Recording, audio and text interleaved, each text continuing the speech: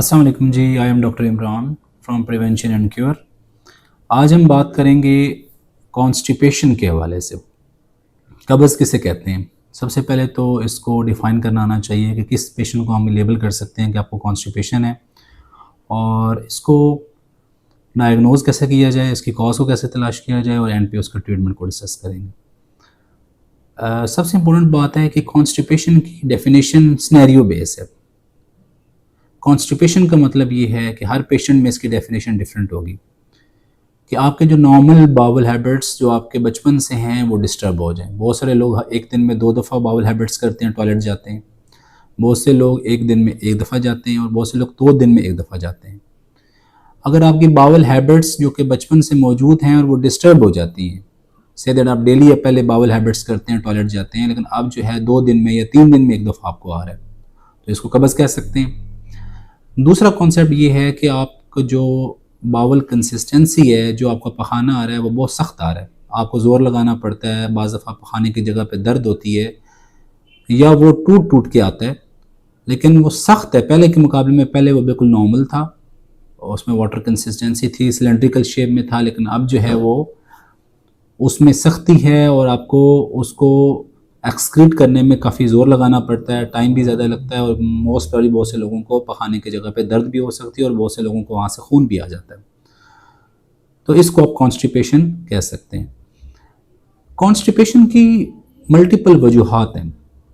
सबसे बड़ा रोल आजकल के जनरेशन में जो young patients, specially young females हमारे पास आती हैं क्रोनिक कॉन्स्टिपेशन के साथ, उसमें डाइटरी मॉडिफिकेशन का सबसे बड़ा रोल है, कि 2 चीज़ें उनकी डाइट में डेफिनेटली कम है जिसकी वजह से कॉन्स्टिपेशन का शिकार हो जाती हैं। Number 1 is hydration. I personally believe कि हाइड्रेशन का बहुत इंपॉर्टेंट रोल है कॉन्स्टिपेशन को बेहतर करने में। अगर आप सिर्फ़ और सिर्फ दिन में प्यास की सूरत में पानी पीती हैं, स्पेशली इन विंटर्स, तो कॉन्स्टिपेशन डेफिनेटली हो जाती है। अगर आप उसको एज ए रेमेडी यूज़ करते हैं, 2.5 लीटर वाटर इनटेक करते हैं, तो most of the cases constipation के वैसे रिलीव हो जाते हैं। Second is the fibre content. जो खुराक हम खाते हैं उसमें बेसिकली 2 कंपोनेंट्स होते हैं। एक उसका न्यूट्रिशनस कंपोनेंट होता है जिसमें उनके मिनरल्स हैं, वाइटामिन्स हैं, मैक्रो एंड माइक्रो एलिमेंट्स हैं, और एक दूसरा उसका रफेज होता है।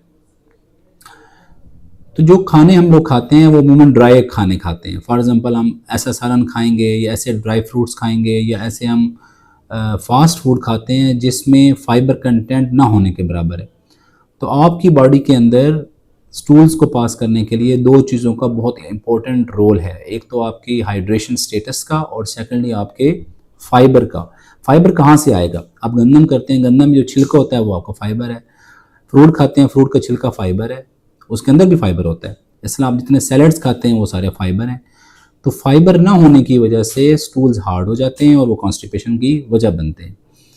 तीसरी बड़ी वजह कॉन्स्टिपेशन की, बहुत सारे पेशेंट्स ऐसी अद्वियात ले रहे होते हैं जो कॉन्स्टिपेशन कॉज करती हैं, जिसमें top of list blood pressure की दवाइयाँ जो कि कैल्शियम चैनल ब्लॉकर्स होते हैं, जिस तरह अम्लोडिपिन है, इस तरह की इससे मिलती जुलती जो दवाइयाँ हैं वो कॉन्स्टिपेशन को वर्स कर देती हैं।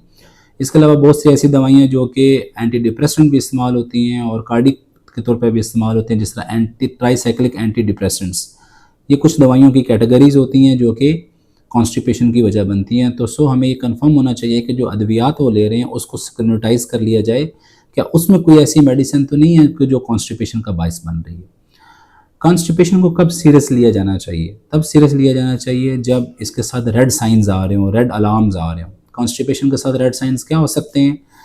पहला रेड साइन ये है कि अगर आपका वेट रिड्यूस हो रहा हो, कॉन्स्टिपेशन भी है और वेट रिड्यूस हो रहा हो, ये रेड साइन का मतलब है इसको सिर्फ कॉन्स्टिपेशन ही कहना चाहिए, बल्कि इसकी कॉज को भी तलाश करना चाहिए।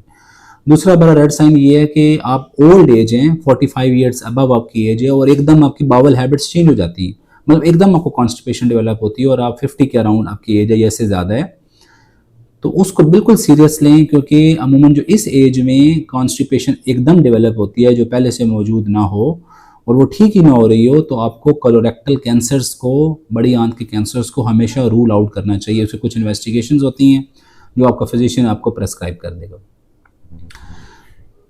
तीसरी रेड साइन जो है कि आपको लगातार बुखार रहता हो। फोर्थ है कि आपको कॉन्टिन्यूस ब्लड आ रहा हो, पेट में दर्द भी हो और खून भी आ रहा हो, तो ज़रूर उसको इन्वेस्टिगेट करना चाहिए।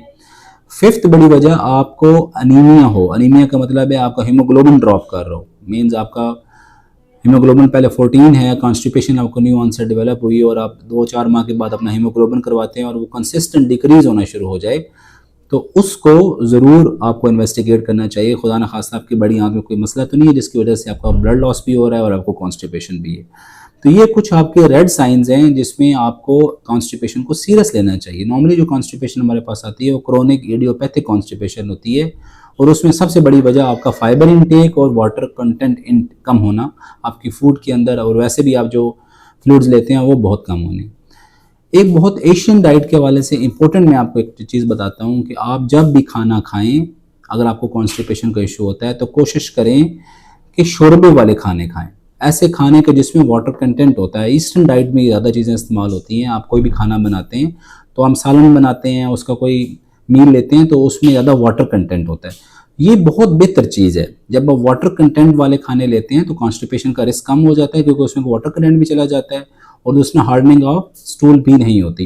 लेकिन अगर आप अपनी डाइट को भी मैनेज करें और उसके बावजूद अगर आपको कॉन्स्टिपेशन है तो आप डिफरेंट मेडिकेशंस के जरिए कॉन्स्टिपेशन को ट्रीट कर सकते हैं, जिसमें नंबर 1 पे तो आर्टिफिशियल फाइबर आप सेलुलोज की शक्ल में, जिस तरह असबगोल का छिलका होता है, वो आप 1 चम्मच अगर रोज़ाना ले लें तो बहुत सारी चीज़ें बेहतर हो जाती हैं।